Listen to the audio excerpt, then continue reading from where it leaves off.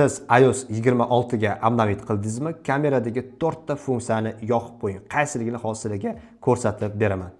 Настройкаga kiramiz. Kirganimizdan keyin kameraga kiramiz. Sal pastroq o'chiramiz. Tushirganimizdan keyin Sovet Protriyat obyektiv degan funksiyani yoqib qo'yamiz. Ya'ni obyektivdagi linzalarni tozalash funksiyasi. Mana kamera kirib yotibdi. Bu yerda mana bizga ogohlantiryapti. Kameradagi linzalarni artib olgin deb. Mana shu funksiya. Mana ko'rayotgan bo'lsangiz, kamera ilovasida tepa qismlarida spichkalar yo'q va live fotolar ham yo'q. Buni yoqib qo'yish uchun настройкаga kirasiz. Kirganingizdan keyin kameraga kirasiz. Kirganingizdan keyin bu yerdagi indikatorga kirasiz. Spichkani yoqib qo'yasiz, live fotoni yoqib qo'yasiz. Agarda sizda rejim action funksiyasi bo'lsa, rejim action funksiyasini yoqib qo'ying. Mana endi kameraga kiramiz. Mana xohlasangiz spichkani yoqib qo'yamiz, xohlasangiz live fotoni yoqib qo'yamiz, xohlasangiz videoga o'tib action rejimini ham yoqib qo'yamiz. Video foydali bo'lgan bo'lsa, like bosib qo'ying. Mana shu videoni iPhonechi do'stlariga jo'natib qo'yinglar.